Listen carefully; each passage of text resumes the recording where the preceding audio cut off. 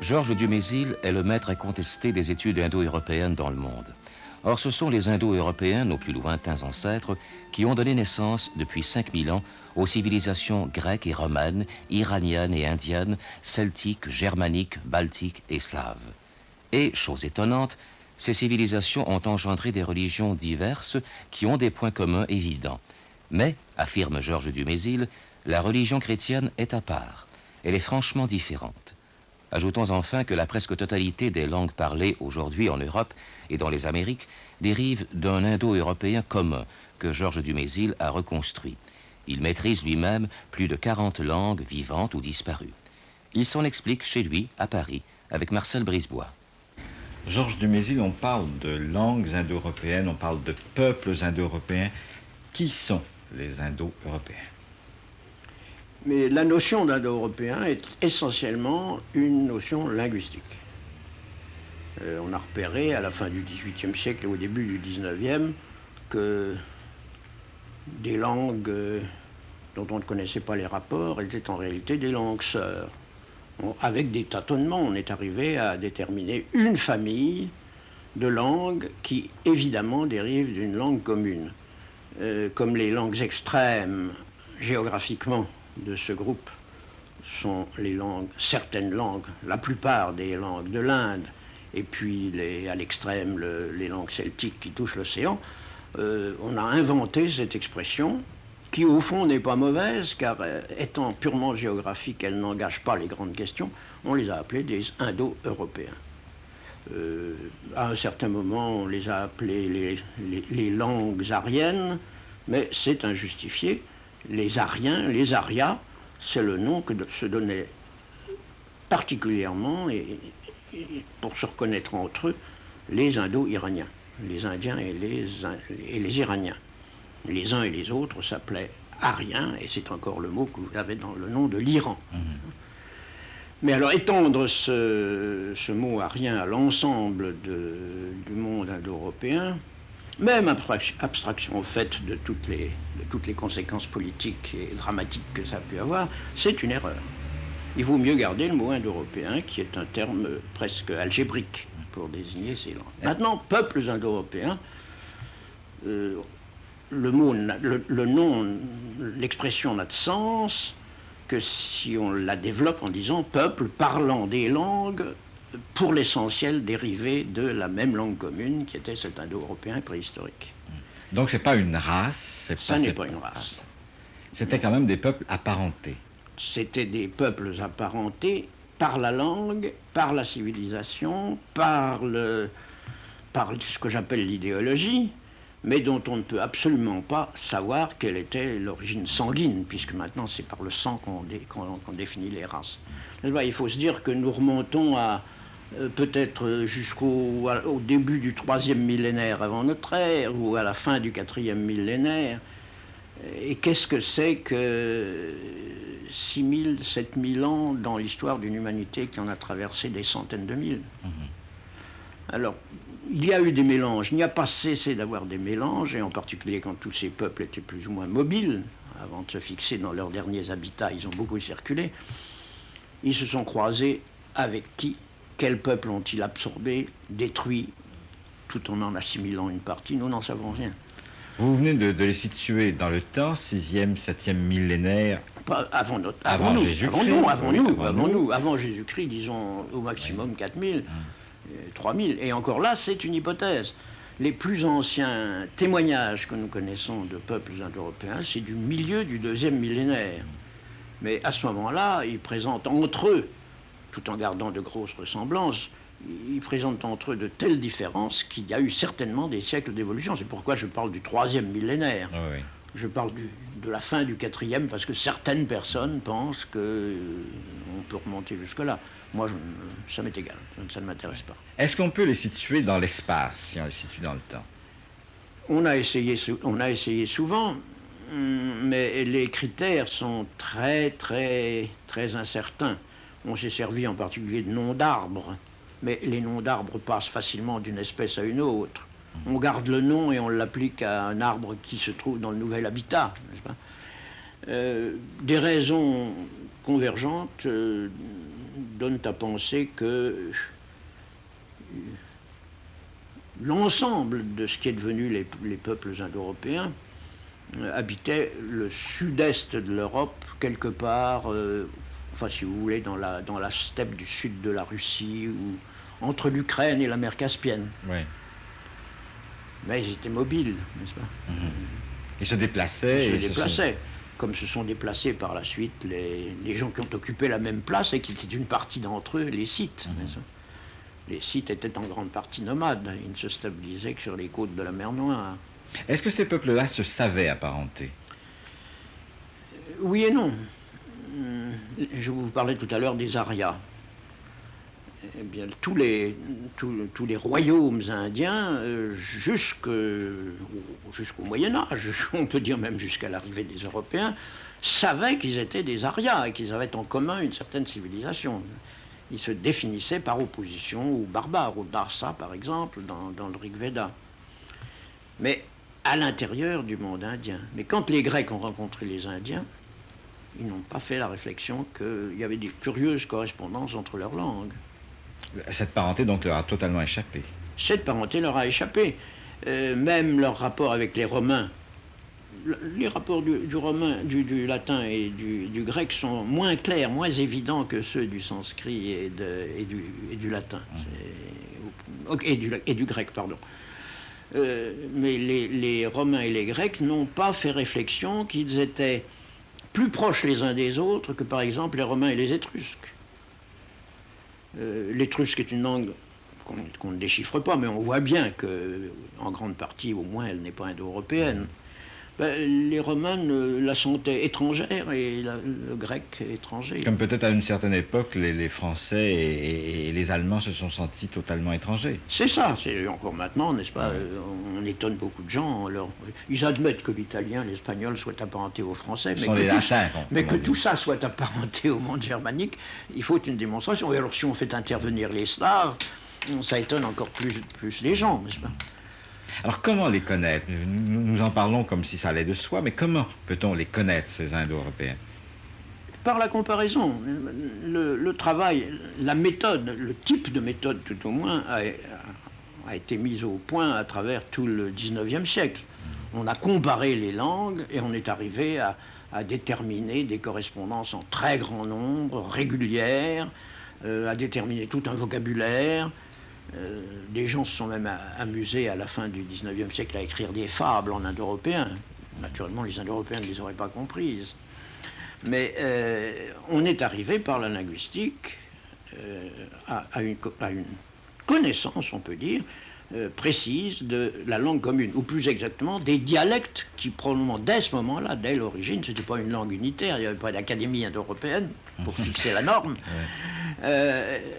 mais il y avait des gens qui se comprenaient, qui s'entre-comprenaient facilement. Je ne sais pas si les plus extrêmes allaient de l'est à l'ouest, par exemple, il leur fallait peut-être une quinzaine de jours ou un mois, comme dans les anciens dialectes français.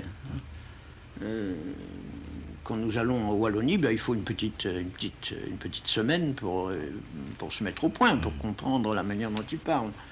Et probablement pour certains Canadiens, ça doit être un peu la même chose. Alors il devait y avoir une unité, mais une unité comportant quand même un grand nombre de variétés qui, elles, après la dislocation du monde européen, sont devenues des langues. Donc vous comparez des langues, vous comparez des vocabulaires, vous comparez c'est ça. Alors des mots. c'est ça que le 19e siècle a fait. Oui. Et dès le début, des gens se sont dit, des peuples qui parlent des langues si proches ne peuvent pas ne pas avoir en commun autre chose que la langue, c'est-à-dire de la pensée.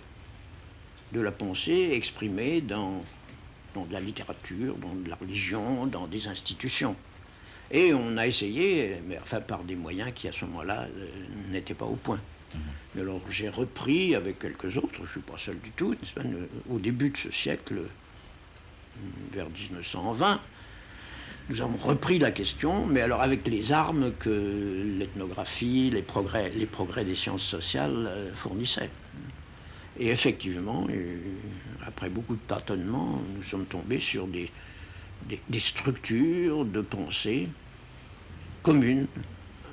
sinon tout l'ensemble de la famille, du moins à des parties très, très considérables de l'ensemble indo-européen. Vous venez d'employer un mot qui quand même prête à ambiguïté, et je pense que vous avez voulu à un certain moment donné préciser votre position là-dessus. Vous avez employé le mot structure. Est-ce dire que pour autant que vous êtes un des ancêtres, un des précurseurs du structuralisme? Mais ce n'est pas un précurseur, je suis... Vous savez, il y a toujours des chicanes parce que des gens vous interprètent mal. Alors on est soi-même amené à rectifier à l'excès. Hein. Mais avec du recul, et je pense que vous faites allusion à la préface d'un des mythes et épopées, je me dirais structuraliste. Mais peut-être pas au sens où Lévi-Strauss l'emploie, n'est-ce pas? Lévi-Strauss est plus philosophe que moi et il y a une interprétation vraiment philosophique chez lui que moi je m'interdis.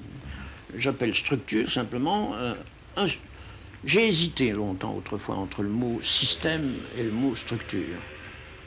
Et c'est un jeune philosophe qui travaillait avec moi, qui est mort maintenant, Goldschmidt, qui m'a dit non, n'employez pas système, parce que le système c'est artificiel. Un système se forme, tandis que vous constatez une structure que vous ne formez pas, mais que... J'aurais dû lui répondre que le système solaire non plus, j'aurais pu employer le mot système, mais enfin, j'ai employé le mot structure. Mais est-ce que vous pourriez nous dire comment vous procédez de façon concrète? Vous nous parlez d'une méthode d'une façon, je dirais, un peu abstraite. Comment vous faites pour comparer des mots, des mythes, etc. Les mots, je ne les compare pratiquement, je ne les compare pas, n'est-ce pas? Dans les débuts, je me suis mis dans les pas des linguistes, mais très rapidement, c'est la même méthode, mais avec tout de même des particularités quand il s'agit de mythes et non pas de sons. Les sons, c'est presque mathématique. Les mythes vous échappent de partout. Qu'est-ce que c'est qu'un mythe, au fait? Un mythe, c'est avant tout un récit. Mais c'est un récit commun à un grand nombre de personnes, un récit admis, et qui aide, disons, une société à comprendre, à justifier les idées d'une part et les pratiques d'autre part dont elle vit. Une société organisée, si peu organisée soit-elle, doit avoir en commun un certain nombre de conduites et un certain nombre de représentations, un certain nombre de certitudes. Et le mythe est, à très peu d'exceptions près, jamais une définition du mythe ne sera exhaustive, mais enfin on peut dire que l'immense majorité des mythes a pour fonction de justifier aux yeux de la société elle-même ses conduites et ses idées. Ce qui veut dire, si je vous comprends bien, que finalement, malgré qu'on s'en défende, notre société devrait avoir également des mythes. Mais certainement, elle en a. Certainement, il y a des choses auxquelles on ne peut pas toucher sans faire mal. Donc, quand on met en doute un mythe, actuellement dans notre société, quand on dit « oh, bah, c'est un mythe et ça ne veut rien dire ». Ah oui, mais alors là n'est-ce pas, c'est un autre sens du mot mythe. Le mythe signifie la fiction, en pareil cas. Alors, ça s'oppose à réel. Moi, je dis qu'un mythe peut être très bien un événement réel, mais alors, en pareil cas, il est presque toujours enjolivé. Mais un événement réel qui est à l'origine de quelque chose d'important dans l'actualité sociale. Oui. Pour comprendre, est-ce que vous pourriez me donner un exemple? Je pense immédiatement, on pense au 14 juillet, n'est-ce pas? Qu'est-ce qui s'est passé ce jour-là à la Bastille? Probablement des choses pas très belles. Il y avait quelques invalides qui gardaient la forteresse. Il y avait un gouverneur qui était un brave homme. On a décapité le gouverneur, on a massacré les gardes, on a démoli la Bastille.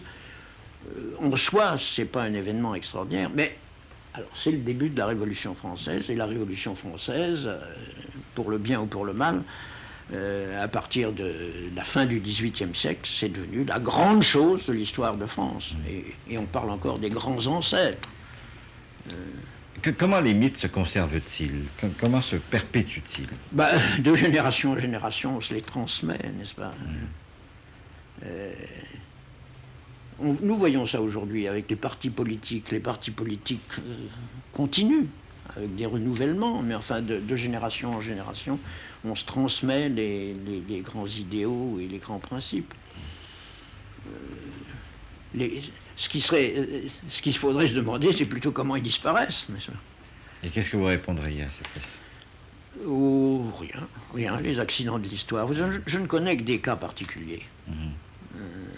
À Rome, par exemple, nous en reparlerons peut-être tout à l'heure, mais Rome a eu certainement, avant de connaître la Grèce, a eu une mythologie. Puis elle l'a abandonnée. Alors là, on voit très bien pourquoi. C'est parce qu'elle a été soufflée, bluffée par la beauté de la mythologie grecque. Alors, dans la mesure où ils ont conservé leur nom de dieu, ils ont voulu que ce soit les dieux grecs sous un autre nom.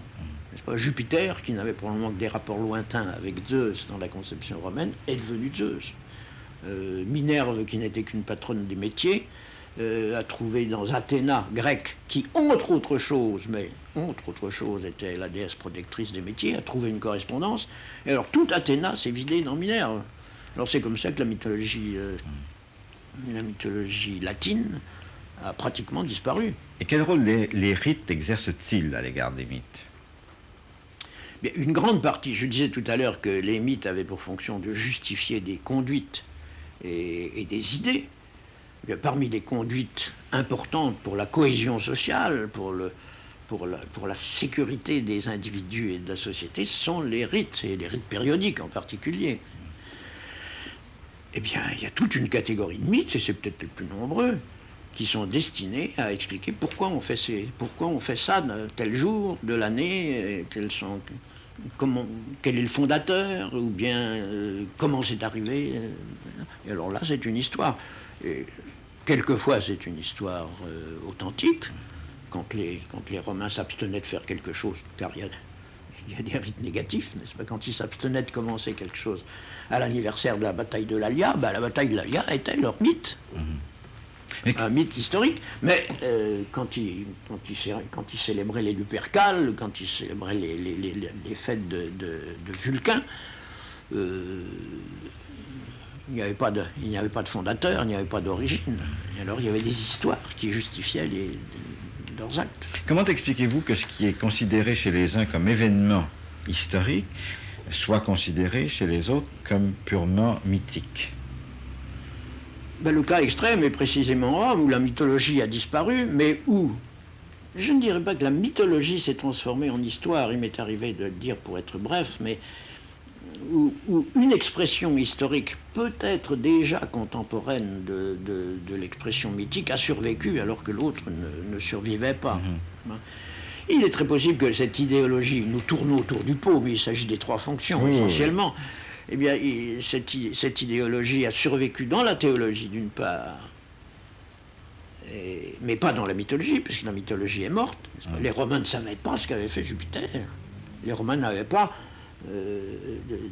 ce qu'avait fait Quirinus. Ou alors, quand ils l'ont su, c'est devenu de l'histoire. Quirinus a été assimilé à Romulus, on lui a donné Mars pour père, il a agi sous la protection de Jupiter, mais c'est ça qui a intéressé les Romains.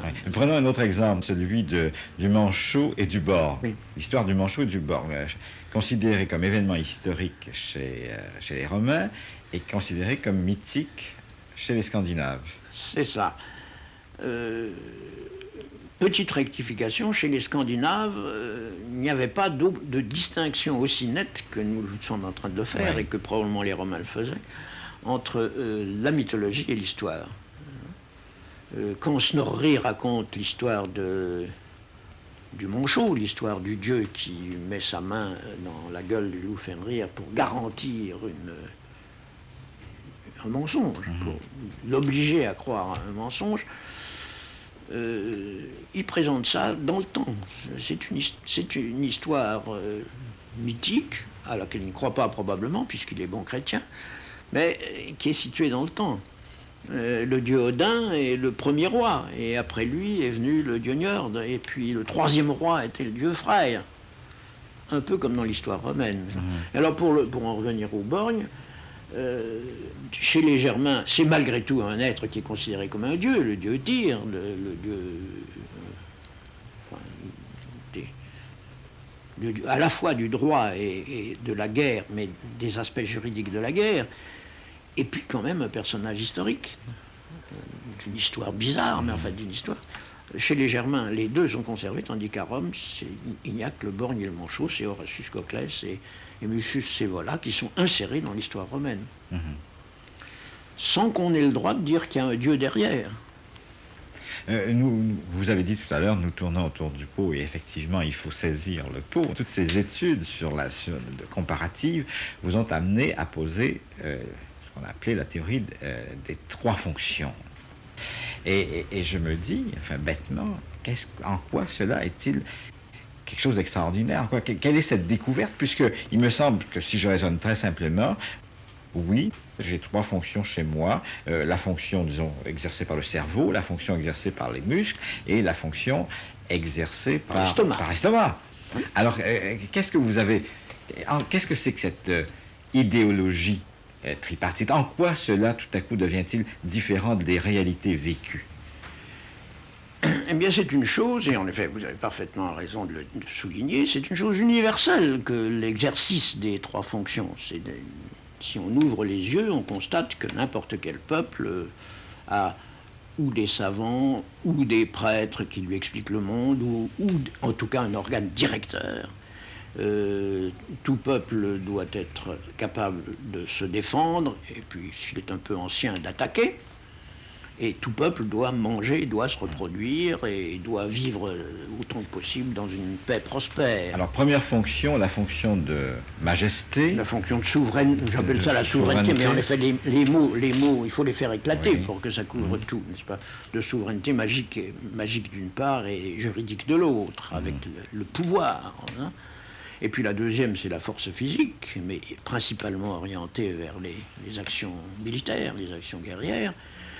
Et la troisième, c'est très difficile de lui trouver un centre, mais c'est une quantité de choses qui sont inséparables. On peut dire, par exemple, ce sera la fécondité avec toutes ses conditions et avec toutes ses conséquences. C'est-à-dire, entre autres, la paix pour les conditions. Et puis les conséquences, ce sera le grand nombre, ce sera l'abondance des biens matériels, mais l'abondance des hommes aussi. Ce sera aussi la beauté. Ce sera la beauté, parce que la beauté favorise l'engendrement. Enfin, c'est toujours un peu érotique, la beauté de troisième fonction. Mais c'est ça, ce sont ces trois choses. Eh bien, elles sont partout. Mais il y a un très petit nombre de peuples, de sociétés dans le monde qui ont pris conscience de cette nécessité, de cette structure naturelle, pour en faire, pour la transfigurer, pour en faire le cadre général de leur pensée, en l'appliquant à toute chose. Voyant trois espèces d'arbres, ils disent ah ben là, celui-là est plutôt souverain, celui-là est plutôt guerrier, celui-là est plutôt de l'ordre de la prospérité. Les Indiens sont allés très loin dans cette voie. Dans certains rituels, on fera un certain nombre de pas si on est de la première fonction, un nombre moindre si on est de la deuxième, et un nombre moindre encore si on est de la troisième. Quelquefois, c'est l'inverse, n'est-ce pas? C'est une organisation de toute la vie. De toute la vie, de la pensée. Et c'est pourquoi vous parlez d'idéologie. C'est ça, c'est ce que j'appelle l'idéologie. Le mot a tellement de sens que peut-être il n'est pas bien choisi, mais moi je dis idéologie comme on dit théologie, comme on dit mythologie. Qu'est-ce que c'est que la théologie? C'est l'ensemble de ce qu'on a à dire sur les dieux. La mythologie, c'est l'ensemble des mythes. L'idéologie, c'est l'ensemble des idées directrices d'une société. Morale et autres, n'est-ce pas? Et alors elle a des cas dans cette idéologie. Ils ne peuvent pas penser dans l'incohérence. Est-ce qu'il y a équilibre entre les trois fonctions? Mais tout est question de lieu, n'est-ce pas? Il y a des sociétés, prenez la société typique, c'est la société indienne, il y a les deux grandes classes, mais qui sont bien séparées les unes des autres. Les brahmanes ne sont pas des kshatriyas et les kshatriyas ne sont pas des brahmanes, mais ils se sentent solidaires par rapport au troisième, par rapport aux vaishyas. Mais à côté de ça, vous avez des rituels dans lesquels les vaishyas et les kshatriyas jouent des rôles solidaires par opposition à la première fonction. Dans la consécration royale des Indiens, il y a une course de chars, par exemple, qui est truquée. Enfin, d'avance, c'est le roi qui la gagnera. Le roi est dans un chariot et il court avec à côté de lui un char dans lequel il y a ou un kshatriya ou un vaishya. Et naturellement, c'est lui qui arrive le premier, ce qui assure sa supériorité sur... Et alors, que font les brahmanes pendant ce temps-là? Bien, les brahmanes sont à l'écart Et ils font tourner, il faut bien, puisqu'il y a une course de char, il faut bien qu'ils fassent quelque chose qui ressemble. Ils ont une roue horizontale qu'ils font tourner, n'est-ce pas? Mais ils ne sont pas pris dans la course. Mais il peut y avoir donc aussi des gauchissements, par exemple. Mais il y a des gauchissements, bien entendu. Je pense à la société germaine, par exemple, où il semblerait la société que... scandinave, Oui. c'est ça. Dans la société scandinave, il n'y a pas cette distinction entre la souveraineté religieuse, magique et juridique, la force guerrière, la fonction militaire et la fonction de fécondité. La fonction de fécondité est très claire, elle est occupée par les dieux Varn et les dieux Freyr. Mais il y a eu comme une espèce d'hypertrophie de l'idéologie guerrière chez les Germains, et si bien que le dieu, le véritable dieu combattant, le dieu gouverneur des batailles, le dieu qui donne la victoire, c'est Odin, c'est-à-dire le dieu souverain. Alors la fonction de force n'est plus la fonction guerrière, c'est la fonction de force physique, elle appartient au deuxième dieu, n'est-ce pas? Le deuxième niveau n'a pas été vidé de son contenu, mais il n'a pas été orienté sur la guerre, il a été orienté sur des exploits par un être monstrueux, une espèce d'Hercule, qui était le dieu Thor. Et alors la guerre a pénétré dans le premier niveau. Non seulement Odin, mais ce qui est plus remarquable, c'est le dieu Tyr. Dans le monde indo-européen, en général, il y a une double souveraineté. À Rome, ce sera Jupiter, et puis un dieu très effacé, mais qui a été très important, qui était Deus Fidius. Et qui était suffisamment important pour que le flamine correspondant à Jupiter soit pas le flamine de Jupiter, mais le flamine de Zeus, Dialis. N'est-ce pas? C'est pas un flamen Jovialis, c'est un flamen Dialis. Georges Dumézil, je vous remercie. Rappelons que Georges Dumézil, l'un des plus grands historiens du monde, a publié de nombreux ouvrages, dont surtout Mythes et épopées, en 3 volumes, Fêtes romaines d'été et d'automne, et Idées romaines, tous parus chez Gallimard, et aussi Romans de City et d'alentour, et Mariages indo-européens chez Payot. L'historien Georges Dumézil nous parlera à nouveau de nos ancêtres indo-européens mardi prochain à la même heure.